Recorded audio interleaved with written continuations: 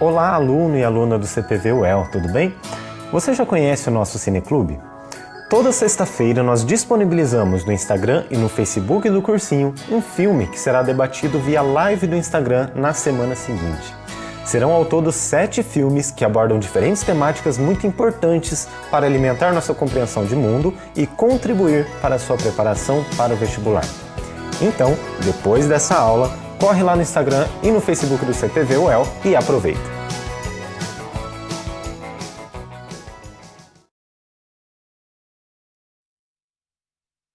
Bom dia, boa tarde, boa noite, aluno e aluna do CPV UEL. Sejam bem-vindos a mais uma aula de História do Brasil. Sou o professor Vinícius e hoje vou conversar com vocês sobre Brasil Independente, o período joanino. Estamos entrando aí em mais uma fase, mais um período da nossa história do Brasil e hoje, a partir de hoje, nós contamos com os slides aí com uma cara nova para nós representarmos esse novo momento que nós entramos em nossas aulas. Eu sempre reforço, você que está chegando agora, às vezes não viu esses recados, que antes de assistir você assista as aulas anteriores se ainda não assistiu, especialmente a primeira aula. Acompanhe o nosso grupo no Facebook, Grupo História CPV 2020, onde você pode mandar suas dúvidas, críticas, sugestões e também onde nós postamos os nossos materiais complementares de aula. Enfim, é o nosso canal de comunicação para você não deixar nada em branco nessas aulas online. E finalmente, leia a apostila sempre antes de cada aula para você conseguir acompanhar o conteúdo de acordo com aquilo que nós estamos conversando, beleza? Passando para a nossa aula, é importante a gente começar retomando um pouquinho de onde que a gente parou na aula anterior. Na última aula, eu falei com vocês sobre a crise do sistema colonial aqui no Brasil, né? Como que esse sistema que existiu aí por mais ou menos 300 anos começou aos poucos a ruir, começou aos poucos a se desagregar e foi dando lugar a um novo sistema. E um dos motivos que contribuíram para essa crise no sistema colonial foram os movimentos nativistas, que eram as revoltas que começaram a ocorrer por toda a colônia desde o século XVII, buscando resolver alguns problemas políticos e sociais locais, e as rebeliões coloniais, ou também conhecidas como inconfidências ou conjurações, que aconteceram principalmente na Bahia e em Minas Gerais. Tá? E na última aula nós comparamos esses movimentos, essas rebeliões e mostramos como tudo isso contribui para a crise no sistema colonial brasileiro.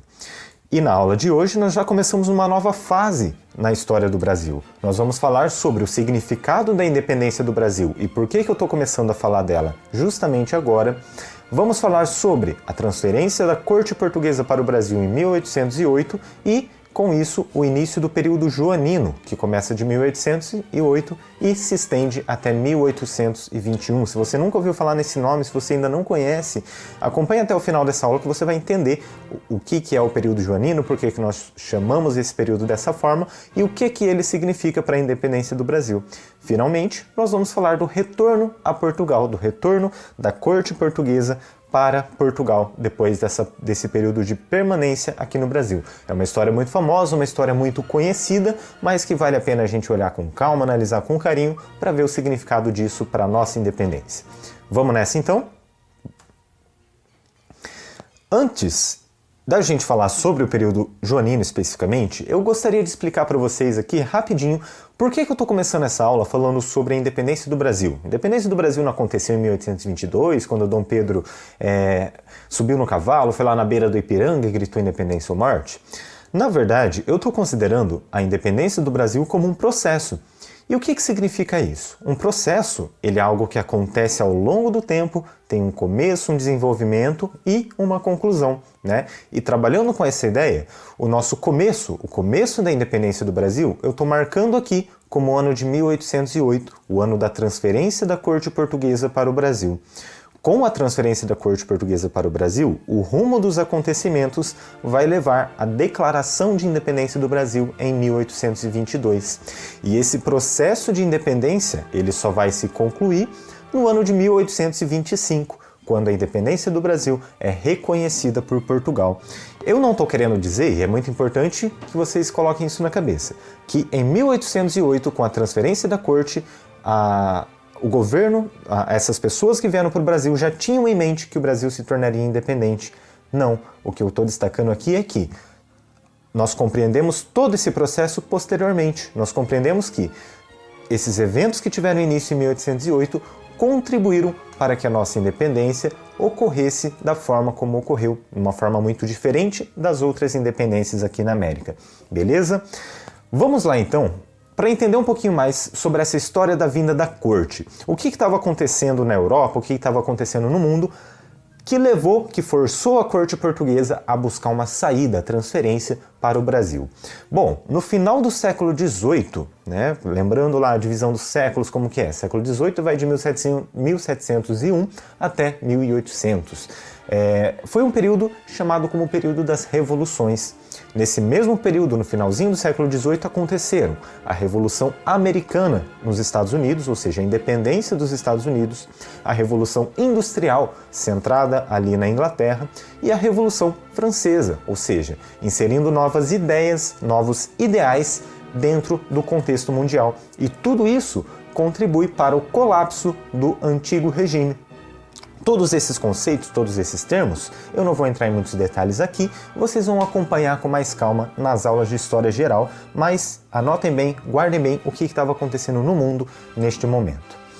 Já na Europa, ali no início do século XIX, a partir do ano de 1799, 1800, 1801, nós estamos entrando no período das Guerras Napoleônicas. O que são as Guerras Napoleônicas? São as conquistas que o general francês e agora imperador Napoleão Bonaparte começa a empreender ao redor da Europa.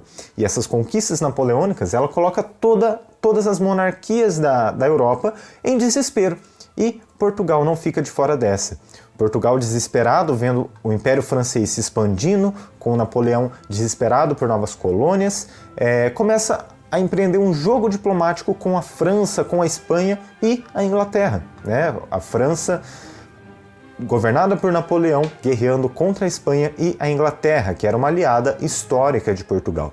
Portugal faz esse jogo diplomático o tempo todo, desde o início das Guerras Napoleônicas, para tentar tirar alguma vantagem dessa situação, tendo em vista que Portugal era um país muito pequeno, uma nação muito pequena, e que, portanto, qualquer situação de guerra seria muito desfavorável a ele.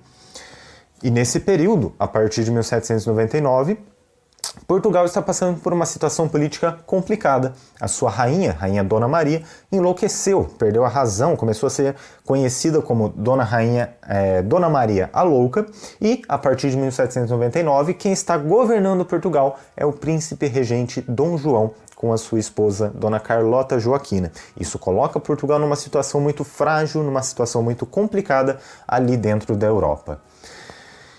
E essa situação, ela se complica ainda mais no ano de 1806, quando Napoleão proibiu todo o comércio da Europa com a Inglaterra, numa atitude que ficou conhecida como bloqueio continental. Vocês já devem ter ouvido falar e vocês vão ouvir falar bastante nas aulas de História Geral. Mas o que foi o bloqueio continental? E o que ele significou para Portugal? Portugal, pelo bloqueio continental, seria proibido de fazer comércio com a Inglaterra.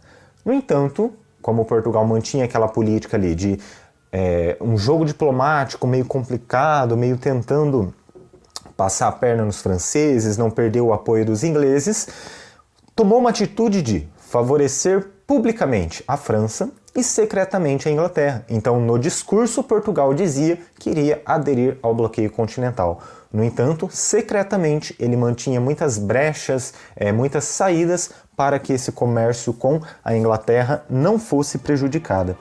E é nesse período que a coroa portuguesa começou a planejar a saída emergencial para o Brasil. Estava vendo que a situação na Europa não estava boa, que Napoleão estava ameaçando invadir Portugal e começou a cogitar uma ida para o Brasil. É importante lembrar aqui que essa ida para o Brasil não era novidade para eles, tá? A gente tem vestígios, a gente tem traços de fontes que demonstram que a possibilidade de transferir a corte portuguesa para o Brasil já era pensada pelo menos desde o início da colônia, né? É recorrente em vários documentos, nos momentos de maiores crises de Portugal, a ideia de transferir a corte para o Brasil era sempre pensada, era sempre lembrada. Então não era nenhuma novidade essa ideia de transferir a coroa portuguesa para o Brasil.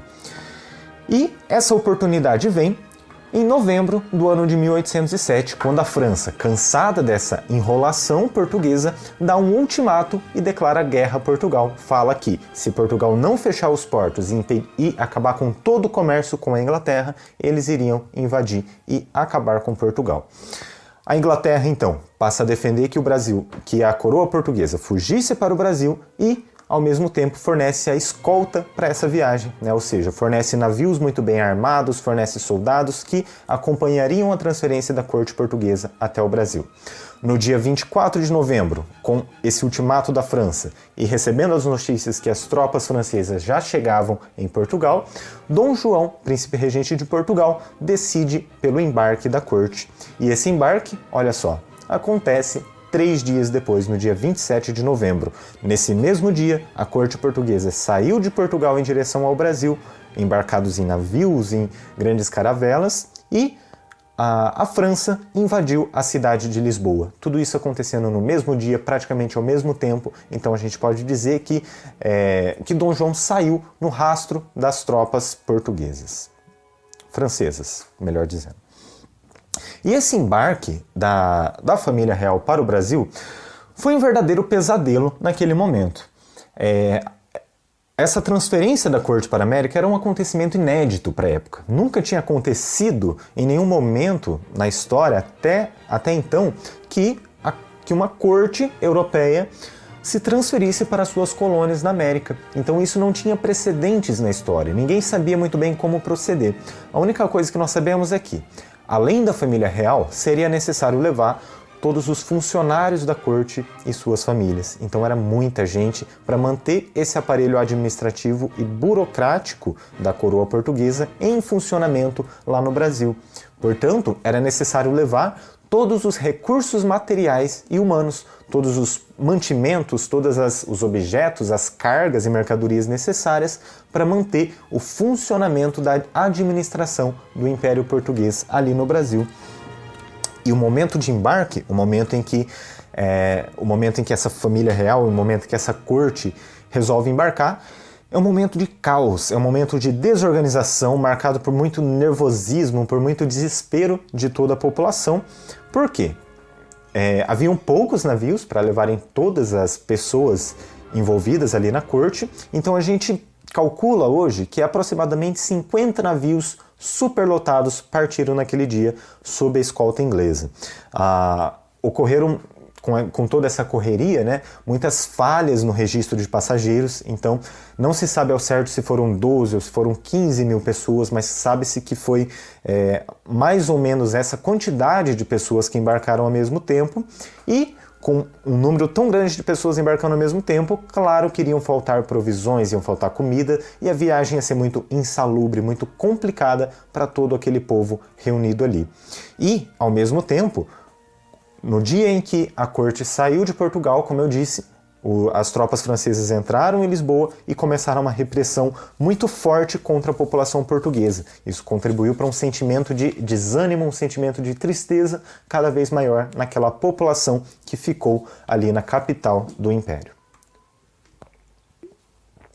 Aqui só mostrando um pouquinho algumas imagens da família real. Essa à esquerda é a rainha Dona Maria, né, conhecida como Dona Maria a Louca, e aqui Dom João e Dona Carlota Joaquina, para ver que não era um casal muito conhecido por ser um casal bonito. E só contando aqui as fofocas, né, da família real, é bem sabido que esses dois aqui eles se odiavam, né? No ano de 1805, Dona Carlota Joaquina até tentou dar um golpe contra Dom João, então eles mantinham uma relação muito complicada, uma relação muito turbulenta. E aqui uma imagem mostrando o embarque da corte em Portugal no dia 27 de novembro. Fica muito claro que a gente pode ver toda a confusão de carruagens, de mercadorias jogada no porto, jogada no cais, e poucos navios, poucas embarcações capazes de levar todo esse volume de gente em direção ao Brasil. A chegada ao Brasil aconteceu depois de 54 dias de viagem, no dia 22 de janeiro de 1808. Né? A família real, a corte, chegou primeiro em Salvador, foram recebidas ali com muita festa, com muitas cerimônias dentro da cidade, e a primeira impressão daquela família real, daqueles nobres que chegavam ali, era uma situação de estranhamento. em relação à paisagem tropical. Estranharam essa paisagem da colônia, a presença de escravos. Então, essa primeira impressão foi uma impressão de estranhamento. E já nesses primeiros dias ali no Brasil, nos primeiros dias em Salvador, Dom João começou a promover uma série de mudanças no Pacto Colonial, que é o pacto de monopólio das coisas da colônia por parte da metrópole.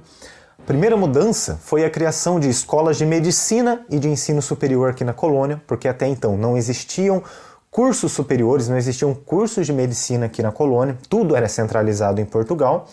Foi assinado o decreto de abertura dos portos do Brasil, então antes a colônia brasileira só podia fazer comércio com Portugal, mas havia contrabando, claro, haviam contravenções, mas a partir de 1808 os portos do Brasil seriam abertos a todas as nações amigas de Portugal. E quando nós dissemos nações amigas, em quem nós estamos pensando? Especialmente na Inglaterra. Aqui, só para mostrar para vocês, 2 anos depois, essa abertura dos portos seria complementada com o Tratado de Comércio e Navegação e o Tratado de Paz e Amizade com a Inglaterra. E o que isso significava na prática? Que a Inglaterra teria o seu comércio favorecido no Brasil. A partir desses tratados, os impostos sobre as mercadorias inglesas que entravam no Brasil seriam cada vez mais reduzidos, eram até menores do que os impostos cobrados sobre as mercadorias portuguesas. Então, mostrando como que a participação da Inglaterra em todo esse processo foi muito importante e, claro, ela não deixou de acumular lucros, acumular ganhos com toda essa situação.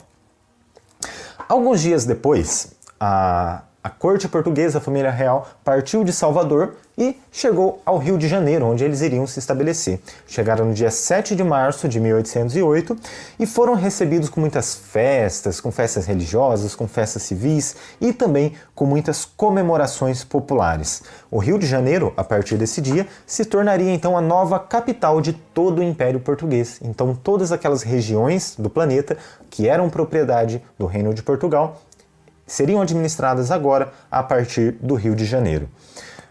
Essa cidade, então, começou a receber muitas reformas para receber a corte e um caso que ficou muito famoso, uma situação muito famosa, foi o confisco dos prédios e dos mantimentos da cidade para alimentar, para acomodar a família real.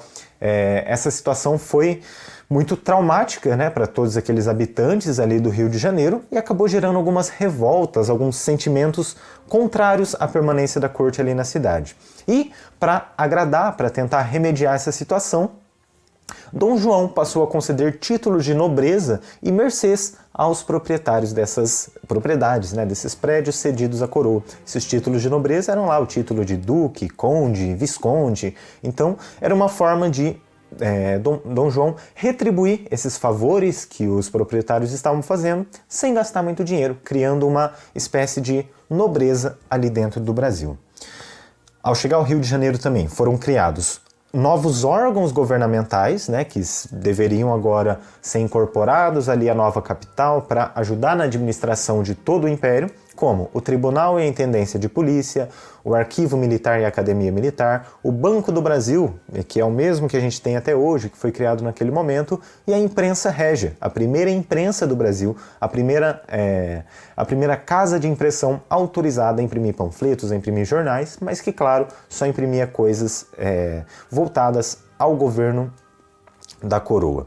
Também foram criados novos espaços culturais, como o Horto Botânico, conhecido hoje como Jardim Botânico, a Escola de Ciências, Artes e Ofícios, biblioteca e um museu que está aí na origem do nosso, infelizmente destruído, Museu Nacional. Então, para a gente ver como que essa chegada da corte ao Rio de Janeiro causou muitas transformações na cidade, mas que nada disso se deu de graça, Promover todas essas transformações era muito caro e isso, claro, veio acompanhado de um aumento proporcional nos impostos que eram cobrados ali dentro da colônia.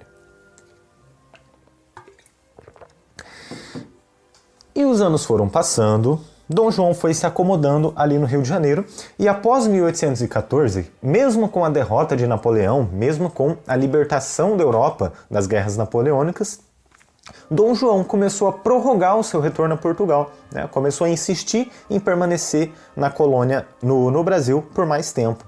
Nesse período, o Rio de Janeiro passou de 60 mil para 90 mil habitantes, então num período de 6 anos a população aumentou quase a metade do que era, né?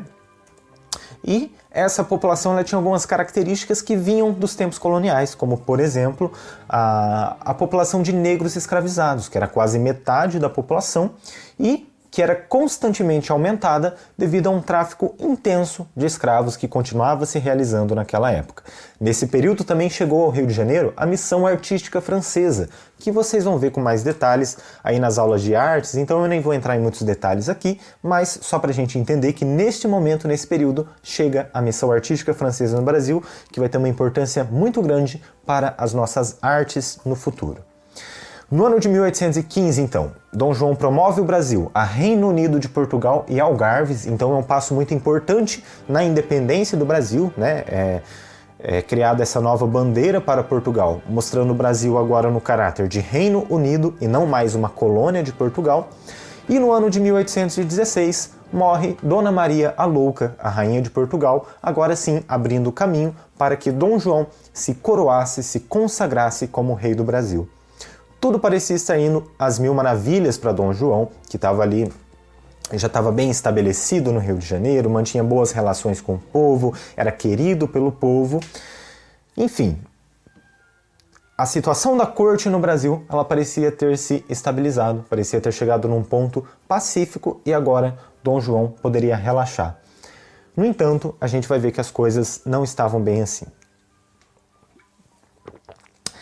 O período joanino, né, que é esse período que a gente chama desde a chegada de Dom João no Brasil até a sua saída, teve como resultado para o Brasil uma maior autonomia, né? Agora o Brasil não dependia mais tanto de Portugal, porque a corte estava aqui, e criou também uma nova classe dominante no Brasil, criou uma nova nobreza no Brasil, tá? Então, isso teve uma série de impactos. Por um lado, aumentou as desigualdades regionais e a concentração de privilégios, ou seja, aumentando a rivalidade entre o sul, onde estava localizado a corte, onde estava localizado o Rio de Janeiro, e o norte do país. As desigualdades entre essas duas regiões começaram a ficar cada vez mais aparentes, cada vez mais fortes. Isso vai ter uma série de consequências negativas. Ao mesmo tempo, a Inglaterra começou a pressionar pelo fim do tráfico de escravos na colônia. Desde o Tratado de 1810, a Inglaterra quer acabar com o tráfico de escravos porque quer mudar a característica econômica do Brasil. No entanto, o Brasil e os proprietários de escravos brasileiros são muito resistentes a essa ideia, porque toda a sua economia está baseada na posse, no emprego de mão de obra escravizada. E a primeira explosão dessa situação de desigualdades regionais, de concentração de privilégios, vai acontecer em Pernambuco no ano de 1817. Em 1817, em Pernambuco, a crise econômica que a região passava naquela época, está bem explicadinho na apostila de vocês, então nem vou entrar em muitos detalhes, mas a crise econômica somada aos altos tributos para manter a corte no Brasil, desembocou em uma revolução que tinha como lideranças os comerciantes, proprietários, clero, militares, juízes, artesãos e homens livres e pobres. Então, uma revolução, um levante que teve uma participação muito ampla, uma participação muito diversa das classes sociais. E uma revolução que tinha como proposta formar um governo independente ali no Nordeste, um governo que fosse republicano, né, portanto eleito, escolhido pelo povo e baseado nos ideais iluministas, nos ideais de igualdade, de liberdade. Só tinha um detalhe que eles não pensavam, é claro, na abolição da escravidão. A reação da coroa foi pronta, foi imediata, reprimiu e executou os líderes dessa revolta, dessa rebelião. Mas isso serviu para mostrar para a coroa, serviu para mostrar para a corte que a situação ali no Brasil não estava tão boa assim, não estava tão estável como eles pensavam. Ainda no ano de 1818, a gente tem a coroação de Dom João, como Dom João VI, agora sim rei de Portugal, e o casamento de Dom Pedro, o seu filho, com a Dona Leopoldina. Então, esse foi o último ato de festa e de comemorações dessa corte portuguesa aqui no Brasil. Essa situação de instabilidade, ela começou a piorar. Vamos agora ver como que isso estava acontecendo em Portugal? Em Portugal, após 1808, após a saída da corte, da família real, entrou num período de profunda crise política, crise econômica e simbólica, portanto, marcado por grande instabilidade política. Com a ocupação francesa de Portugal, começou uma disputa entre grupos constitucionalistas que defendiam uma regeneração do governo português, então o fim da monarquia, o início de uma república inspirada nos ideais iluministas, contra os monarquistas que defendiam a volta do rei Dom João a Portugal e o restabelecimento da monarquia com a sede, o centro do seu império ali em Portugal. Essa situação vai estourar em 1820, quando ocorre a rebelião liberal, nacionalista e constitucional na cidade do Porto. Essa rebelião tinha como principal objetivo buscar a reestruturação do Império Português, com a sede em Portugal e o Brasil se tornando novamente uma colônia portuguesa. Essa rebelião teve como principal característica os ideais iluministas sendo difundidos ao povo através de panfletos e jornais, e com essa rebelião constitucional no Porto foram formadas as cortes. As cortes elas eram uma espécie de parlamento que existiam ali no ordenamento jurídico, no ordenamento legal de Portugal, e que formaram uma espécie de junta de governo provisório dentro de Portugal.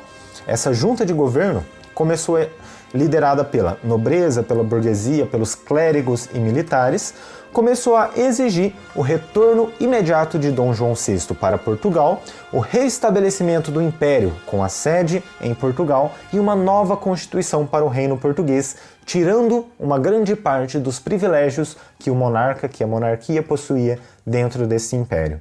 Então, a partir desse momento, a partir de 1820, as pressões para que o retorno de Dom João a Portugal aconteça se tornam cada vez mais fortes ali na colônia. Isso vai ter resultados muito grandes, vai ter impactos muito grandes aqui no Brasil. No Brasil, as opiniões se Dom João deveria ficar no Brasil ou voltar para Portugal acabaram ficando muito divididas. Aqueles que eram a favor do retorno de Dom João para Portugal eram principalmente as regiões periféricas do Brasil, então, como eu mencionei, a região norte e nordeste, principalmente, que estava muito insatisfeita com a transferência da corte, porque isso acabava piorando a situação delas.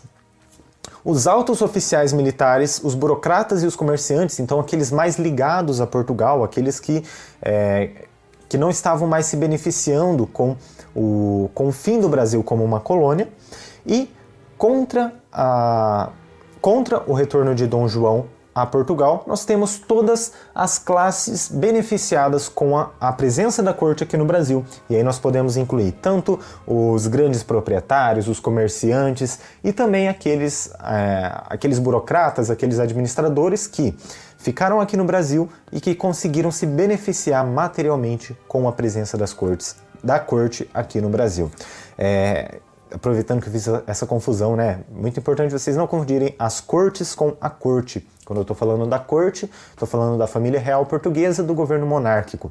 As cortes, no plural, era o governo provisório, a junta de governo provisório que assumiu o poder em Portugal a partir de 1820. Coisas diferentes, bom lembrar aí, tá? E em 1821, então, com o desenvolvimento de toda essa situação, as cortes, lá em Portugal, fazem um novo ultimato a Dom João VI. Dizem que Dom João precisa voltar imediatamente a Portugal, senão as cortes vão declarar o trono vacante, ou seja, Dom João perderia o trono de Portugal e, portanto, perderia todo o território de Portugal. Não vendo mais saída para essa situação, em abril daquele mesmo ano, Dom João VI faz um juramento à Constituição aprovada pelas cortes e parte para Portugal. No entanto, antes de partir, ele faz questão de transportar, de levar junto com ele todas as riquezas públicas que a corte tinha acumulado naqueles anos. Então ele raspou os cofres do Banco do Brasil, levou tudo que havia em ouro, em moeda, de fundos públicos, e deixou aqui no Brasil o seu filho, Dom Pedro, como príncipe regente do Brasil. E o que acontece depois dessa história, vocês já devem conhecer, mas a gente vai falar mais disso na próxima semana. Aqui só mostrando para vocês algumas características da Revolução Pernambucana de 1817, momento em que foi criada uma nova bandeira, uma bandeira republicana, que é a bandeira do estado do Pernambuco até hoje. E aqui a Revolução Liberal do Porto de 1820, né, com os deputados, os congressistas reunidos ali no palácio, que propunham o retorno de Portugal à sua condição soberana, certo? A sua condição de metrópole de todas as suas colônias. Por hoje, nós vamos ficando por aqui e, como sempre, eu não vou embora, eu não deixo vocês sem algumas questões finais, algumas questões para a gente refletir sobre o que nós conversamos aqui hoje, para não ficarmos só no conteúdo. Então, a primeira questão: como que a independência do Brasil se diferencia das outras independências na América, que aconteceram mais ou menos na mesma época? Como que o Brasil se inseriu no jogo de interesses internacionais da época, né, da época do período joanino? Então, como que o Brasil foi encaixado nesses jogos de interesses e qual foi o papel que ele atuou nesse momento? E de que forma que o nosso sistema político, social e econômico atual sofre com os desdobramentos desse período? Então ficam aí algumas questões para reflexão, para a gente não ficar só no conteúdo. E por hoje nós vamos ficando por aqui. Nós nos encontramos agora na semana que vem para falar sobre o Brasil independente, o primeiro reinado, conteúdo ali da apostila 2, unidade 8. Estamos entrando agora em uma nova apostila. E lembrando sempre, gente, a nossa aula é muito curta, a nossa aula é só um recorte, então é muito importante que vocês resolvam os exercícios que tem lá na apostila, os exercícios que vocês encontram aí na internet, confiram os materiais complementares que eu sempre coloco em PDF. Se você estiver assistindo pelo YouTube, vai estar aí na descrição do vídeo os materiais complementares em PDF que você vai poder acompanhar. Vou colocar ali alguns filmes, algumas sugestões de leitura para você entender um pouquinho mais sobre esse período que nós acabamos de estudar. E por hoje nós vamos ficando por aqui, tá? Reforçando sempre, nós temos o nosso grupo no Facebook para você tirar suas dúvidas, mandar suas críticas, mandar as suas sugestões e eu espero que nós nos vemos novamente na próxima semana. E agora, vocês não vão embora sem escutar a nossa música de encerramento. Como nós falamos bastante de Rio de Janeiro, de corte portuguesa, de família real, vocês vão ficar com um samba enredo da Escola de Samba Imperatriz Leopoldinense do Carnaval de 2008. Um samba enredo chamado Joões e Marias. Até mais e até a semana que vem.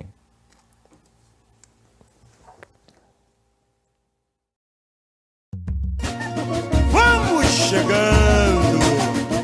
Vem brincar desse trem, amor, que vai parar na estação do coração. Vai brilhar no céu, Imperatriz, as 11 estrelas do teu pavilhão. Imperatriz! Imperatriz! Dá licença. Alô, nação leopoldinense! No gogó! La la ya, la ya, la ya, la ya, la ya, la ya, la ya, la ya, ya. Vem brincar desse trem, amor, que vai parar na estação do coração. Faz brilhar no céu, Imperatriz, as 11 estrelas do teu pavilhão. Vem brincar desse trem, amor, que vai parar na estação do coração. Faz brilhar no céu, Imperatriz, as 11 estrelas do teu pavilhão. Oi, Maria, Maria, uma princesa, também sonhava um dia um príncipe encontrar. E ouviu do rei de França em meio ao luxo e a bonança. Maria Antonieta dos Cerais, em Portugal, outra rainha, Dona Maria. A louca não podia governar, ele estava temendo a revolução. E entrega o reino a João, regente assim se fez, e o imperador francês ordena a invasão. Ou ficam todos, ou todos vão embarcar nessa aventura e perdoar Napoleão. Ou ficam todos, ou todos vão embarcar nessa aventura. Eu levo a Napoleão. Cruzaram mares, chegaram ao Brasil, são novos ares, progresso e a transformação. Vieram as Marias, toda a fidalguia, Dom João.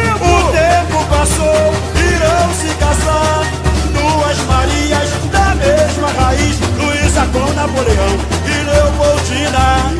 Será nossa imperatriz, será também nome de rei.